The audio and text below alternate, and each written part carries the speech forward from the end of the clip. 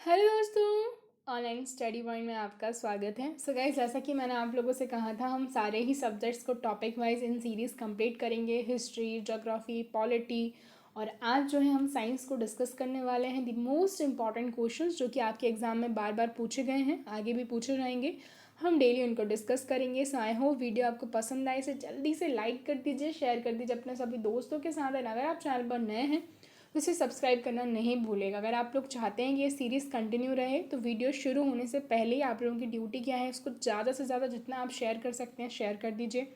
आपको टीचर को भी जो है एक मोटिवेशन की ज़रूरत होती है। अगर रिस्पॉन्स अच्छा नहीं आता तो फिर फर्दर हमें सीरीज़ क्या है डिसकंटिन्यू करनी पड़ती है। और आप लोगों तक भी अगर वैल्यूएबल इन्फॉर्मेशन पहुंच जाएंगे तो सभी के लिए हेल्पफुल होगा। चैनल को अगर सब्सक्राइब नहीं किया है तो सब्सक्राइब कर दीजिए, बेल आइकन ज़रूर प्रेस कीजिएगा जिससे सभी वीडियोस का नोटिफिकेशन आपको मिल जाए। ओके। एंड गाइज, हमारी जो ई बुक है इसे आप में हम बात करें 8,000 से ज़्यादा क्वेश्चंस यहाँ मिलेंगी पिछले 1.5 साल का करंट अफेयर, जो कि सिर्फ और सिर्फ 21 रुपीज़ में अवेलेबल है। रेलवे, एसएससी, बैंकिंग सभी एग्जाम में आपको हेल्प करेगा। सो डिस्क्रिप्शन में लिंक है, आप जाकर के इसे परचेस कर सकते हैं। हम देखेंगे पहला क्वेश्चन, द्विनाम पद्धति के प्रतिपालक कौन है? बायनॉमियल सिस्टम के प्रतिपालक हैं लीनियस। कौन है? लीनियस। द्विनाम पद्धति जीवों, ठीक है, हम बात करें जंतु एवं वनस्पति के नामकरण की पद्धति है। प्रसिद्ध वैज्ञानिक लीनियस ने इसका प्रतिपादन किया है। इसके अनुसार दिए गए नाम के दो अंग होते हैं जो क्रमशः जीव के वंश यानी कि जीनस और जाति यानी कि स्पीशीज को दर्शाते हैं। जैसे एलियम सोपा बात करें हम, क्या? एलियम सोपा। एलियम सोपा किसका नाम है? तो ये प्याज का है, जिसमें एलियम क्या है? वंश है, और सेपा क्या है? वो इसकी जाति है। ठीक है। सो इतना आपको याद रखना है। नेक्स्ट हम क्वेश्चन देखेंगे, जिन पौधे पर बीज नहीं बनते किंतु पुष्प होते हैं इन्हें क्या कहा जाता है? सो इनका जो सही आंसर है वो है क्या? जिम्नोस्पर्म या फिर अनावृत बीजी। ठीक है। पहले हम बात करेंगे अनावृत बीजी। इनको इंग्लिश में क्या कहा जाता है? जिम्नोस्पर्म कहा जाता है, और इनका एक और नाम भी है जिसे विवृत बीज भी कहा जाता है। इन सभी का अर्थ क्या होता है? नग्न बीज, मतलब कि जिन पौधों का वृक्षों में बीज फूलने में, पनपने और फलों में बंद होने की बजाय छोटी टहनियों या शंकु, जो शंकुआं होती हैं उनमें क्या हो? खुली अवस्था में होता है, उन्हें क्या कहते हैं? जिम्नोस्पर्म हम कहते हैं, या फिर अनावृत बीज उन्हें कहा जाता है। अब हम बात करें एंजियोस्पर्म्स क्या होते हैं, इनके बारे में भी हम बात कर लेंगे। एंजियोस्पर्म्स तो ये वो पौधे या वृक्ष होते हैं जिनके बीज पर आवरण होता है, और इस प्रजाति के पौधों और वृक्षों की पुष्पीय पादप नाम भी दिया जाता है। ऐसा इसलिए है क्योंकि इसमें पूर्ण विकसित पुष्प पाए जाते हैं, और अभी तक लगभग आवृतबीजी की जो लगभग 2,50,000 जातियों की खोज की जा चुकी है ना। ये वो पादप हैं जो पृथ्वी पर सबसे ज़्यादा विकसित हो रहे हैं। इनको क्या कहा जाता है? एंजियोस्पर्म। एंजियोस्पर्म के बीज अक्सर फलों के अंदर जो है सुरक्षित पनपते हैं। ठीक है। चलिए नेक्स्ट हम देखेंगे, जो जीवाणु आकार में सबसे छोटे होते हैं उन्हें क्या कहा जाता है? तो जीवाणु जो सबसे आकार में सबसे छोटे होते हैं उन्हें कहा जाता है गोलाणु या फिर कोकस। क्या कहा जाता है? गोलाणु यानी कि कोकस। जीवाणु की खोज किसने की थी? एंटोनियो ल्यूएनहॉक ने की थी। ठीक है। और जीवाणुओं की जो साधारण आकृति होती है ना, वो छड़ रूपी होती है, ये याद रखना है। सबसे छोटा बस गोलाणु होता है। इसके अलावा हम बात करें मानव आंत में पाया जाने वाला भी एक जीवाणु है जिसको एशरीशिया कोलाई कहा जाता है। ठीक है। एंटीबायोटिक्स जो है सबसे ज़्यादा जीवाणु में पाए जाते हैं। सबसे छोटा जीव एक जीवाणु है जो कि माइकोप्लाज्म है। ठीक है। बैक्टीरिया से बहुत से क्वेश्चन बनते हैं, हम यहाँ पर डिस्कस करेंगे। निम्नलिखित में से कौन सा रोग बैक्टीरिया से होता है? सो गाइज, इनमें हम बात करें तपेदिक जो है बैक्टीरिया से होता है। इसके तपेदिक यानी कि ट्यूबरक्लोसिस, टिटनेस, हैजा, टाइफाइड, तपेदिक, डिप्थीरिया, प्लेग, काली खांसी, निमोनिया, गोनेरिया और सिफिलिस, ये सभी किससे होते हैं? बैक्टीरिया से होने वाले रोग हैं। ठीक है। टिटनेस से तंत्रिका तंत्र प्रभावित होता है। हैजा से आंत प्रभावित होती है, और हैजा जो कॉज करता है उस बैक्टीरिया का नाम क्या है? Vibrio cholerae. क्या है? Vibrio cholerae. टाइफाइड भी आंत को प्रभावित करता है। साल्मोनेला टाइफी जो है इसके बैक्टीरिया का नाम है। डिप्थीरिया श्वास नली को प्रभावित करता है, जबकि जो क्षय रोग है यानी कि तपेदिक है वो फेफड़े को। ठीक है। इसका जो जीवाणु का नाम है वो क्या है? Mycobacterium tuberculosis. निमोनिया फेफड़े को करता है, इसके बैक्टीरिया का नाम है डिप्लोकोकस न्यूमोनी। ओके, चलिए। मानव की आंत में पाया जाने वाला जो हम बात करें जीवाणु है उसका नाम क्या है, तो मैंने पहले ही बता दिया था आपको, एस्चीरिया कोलासाई। क्या नाम है? एस्चीरिया कोलासाई।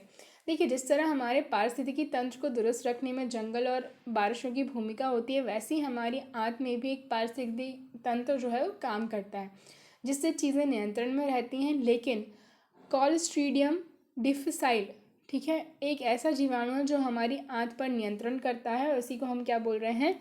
एस्चीरिया कोलाई जो है यहाँ पर हम इसको बोल रहे हैं। ठीक है,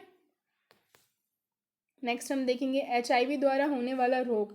तो HIV क्या है गाइज? HIV के द्वारा क्या होता है? एड्स होता है। क्या होता है? एड्स। एड्स के बारे में हम बात करें, क्या होता है? Full form acquired immuno deficiency syndrome. क्या है? Acquired immuno deficiency syndrome. किसकी वजह से होता है? HIV की वजह से होता है। सबसे ज़्यादा ये प्रभावित करता है WBCs को। ओके, नेक्स्ट देखेंगे, इनमें से कौन से गुणसूत्रों वाला व्यक्ति क्लाइनफेल्टर सिंड्रोम होगा? तो क्लाइनफेल्टर सिंड्रोम जिसमें 2 X क्रोमोसोम होंगे और एक Y क्रोमोसोम होगा। ठीक है, क्रोमोसोम्स की बात करें, ह्यूमंस में कितने होते हैं? 23 पेयर ऑफ क्रोमोसोम्स होते हैं, और नंबर्स में बात करें तो कितने हो जाएंगे? 46 हो जाएंगे। प्रातःकालीन धूप में मानव शरीर में कौन सा विटामिन उत्पन्न होता है? तो मानव शरीर में विटामिन डी। ठीक है, और विटामिन डी जो है एक बहुत इंपॉर्टेंट विटामिन है for the development of the bones. ठीक है, इसका जो साइंटिफिक नेम है दैट इज द कैल्सीफेरॉल। ठीक है, इसकी कमी से बच्चों में रिकेट्स होता है और ऑस्टियोमलेशिया जो है होता है वयस्कों में। ओके, सर्वप्रथम रक्त परिसंचरण तंत्र जो है इसका अध्ययन हम बात करें किसने किया था? तो ये किया था हार्वे ने। किसने किया था? हार्वे ने किया था। कैंसर संबंधी रोगों का अध्ययन क्या कहलाता है? तो कैंसर संबंधी रोगों का जो अध्ययन है ये कहलाता है गाइज ऑन्कोलॉजी। क्या कहलाता है?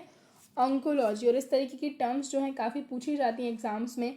एनाटॉमी क्या होता है? तो एनाटॉमी होता है जीव विज्ञान की शाखा जो शरीर की आंतरिक संरचना से संबंधित हो। ठीक है, इसकी बात करें एंथ्रोपोलॉजी, तो इसमें एंथ्रोपोलॉजी में मानव के विकास, रीति रिवाज, उन सब का अध्ययन किया जाता है। ठीक है, एस्ट्रोलॉजी तो पता ही है सभी को, एस्ट्रोनॉमी पता है। हम बात करेंगे सेरेमिक्स, तो यह टेक्नोलॉजी की वह शाखा है जो चीनी मिट्टी के बर्तन तैयार करने से संबंधित है। कॉस्मोगॉनी क्या होता है? जिसमें ब्रह्मांड उत्पत्ति सिद्धांत जो है उसका अध्ययन किया जाता है। कॉस्मोग्राफी भी पता है, विश्व रचना संबंधी ज्ञान का अध्ययन। न्यूमेरोलॉजी तो ये विज्ञान की शाखा है जिसमें अंकों का अध्ययन किया जाता है। तो इस तरीके से आप याद रखिएगा। निम्न में से कौन सा रंगहीन लवक है? तो रंगहीन लवक जो है इनमें से कौन सा है गाइस? सही आंसर है इसका ल्यूकोप्लास्ट। तो देखिए, जो प्लास्टिड होते हैं वो 3 टाइप के होते हैं, क्लोरोप्लास्ट, क्रोमोप्लास्ट और ल्यूकोप्लास्ट। तो जो क्लोरोप्लास्ट होता है वो तो होता है ग्रीन कलर का। ठीक है, ल्यूकोप्लास्ट जो है बेसिकली रूट्स में प्रेजेंट होता है, रूट्स भी कलरलेस होती हैं, तो just because of the presence of this plastid ये लवक है। फिर क्रोमोप्लास्ट का तो खुद ही काम होता है, जो भी फूड स्टोर किया जा रहा है, जो फ्रूट्स में कलर दिया जाता है, गाजर का रंग है, टमाटर का रंग है, सब क्रोमोप्लास्ट की वजह से ही होता है। ठीक है, तो ल्यूकोप्लास्ट क्या है? रंगहीन है। जबकि क्लोरोप्लास्ट क्या है? ग्रीन कलर का होता है, ये पौधों में भोजन बनाने का काम करता है। क्रोमोप्लास्ट उसे रंग देने का काम करता है और ल्यूकोप्लास्ट उसे स्टोर करने का काम करता है। इनमें रक्त दाब का मापक यंत्र क्या है? तो रक्त दाब का जो मापक यंत्र है इसके बारे में हम बात करेंगे गाइज, ये है स्फिग्मोमैनोमीटर का। क्या है? स्फिग्मोमैनोमीटर है। ठीक है, रेडियो कार्बन डेटिंग में किसका उपयोग होता है? तो कार्बन 14 का यूज होता है इन दी रेडियो कार्बन डेटिंग। कार्बन 14। मनुष्य के शरीर की सबसे बड़ी दूसरी हड्डी कौन सी है? तो देखिए, अब यहाँ बात हो जाती है कि सबसे बड़ी तो सभी को पता होती है, थाई बोन जो होती है, फीमर जिसे कहते हैं, वो सबसे बड़ी होती है। सबसे छोटी कान में होती है जिसको स्टेपिस बोलते हैं, है ना। दूसरी सबसे बड़ी होती है टीबिया। कौन सी होती है? टीबिया फेबुला, जो कि हमारी लेग बोन जो होती है ना उसको कहा जाता है टीबिया। और ये क्या होती है? देखिए, अगर हम एक लेग ड्रॉ करें तो ये वाला पोर्शन क्या हो जाएगा? थाई का। यहाँ पे होती है फीमर जो कि सबसे लंबी होती है। इसके बाद यहाँ पर टीबिया और फेबुला नाम की बोन्स होती हैं जो दूसरी सबसे लंबी हैं। ठीक है, इसके अलावा हम बात करेंगे टार्सल्स, फिर मेटाटार्सल्स और फेरेंजेस होते हैं। टोटल कितनी बोन्स होती हैं? 206 होती हैं। वह हार्मोन जो पादप से फूलों व फलों को पृथक्करण का भी कारण बनता है। तो ये कौन सा है? एबिसिसिक अम्ल। कौन सा है? एबिसिसिक अम्ल है। जीवाणु की खोज सर्वप्रथम किसने की थी? तो एंटोनियो लुएनहॉक के द्वारा जीवाणु की खोज जो है की गई थी। निम्नलिखित में से कौन सा रोग संक्रामक है? तो ये है डिप्थीरिया। और डिप्थीरिया मैंने अभी आपको थोड़ी देर पहले ही बताया था डिप्थीरिया के बारे में कि बैक्टीरिया से होने वाला जो है क्या है, ये एक रोग है। ये आपको याद रखना है। डिप्थीरिया श्वास नली को प्रभावित करता है और कॉरिनी बैक्टीरियम डिप्थीरी जो है इसका, जिस बैक्टीरिया के कारण होता है, उसका नाम है।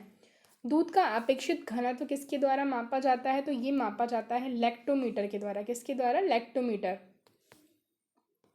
मटर का वैज्ञानिक नाम क्या है? तो ये है पाइसम सटाइवम। ठीक है, वैज्ञानिक नाम भी कुछ कुछ चीज़ों के एग्जाम में पूछ लिए जाते हैं। ठीक है, बात करें हम मनुष्य में निम्नलिखित में से कौन सा आपातकालीन हार्मोन है? तो एड्रिनल ग्लैंड से निकलने वाला एड्रिनलिन जो है वो क्या है? आपातकालीन हार्मोन है इन दी ह्यूमन बॉडी। बात यहाँ पे आप इंसुलिन देख सकते हैं। तो इंसुलिन का जो काम होता है, this is important for the, हम बात करें हमारी बॉडी का जो शुगर लेवल होता है उसको मेंटेन करने के लिए। वह हार्मोन जो पादप से फूलों के पृथक्करण का भी कारण बनता है, तो ये कौन सा है? एब्सिसिक अम्ल है। ओके, सो गाइस, ये जो थी हमारी आज की वीडियो थी। आई होप वीडियो आपको पसंद आया हो। इसे जल्दी से लाइक कर दीजिए, शेयर कर दीजिए अपने सभी दोस्तों के साथ। एंड अगर आप चैनल पर नए हैं तो इसे सब्सक्राइब करना नहीं भूलेगा। Okay guys, thank you.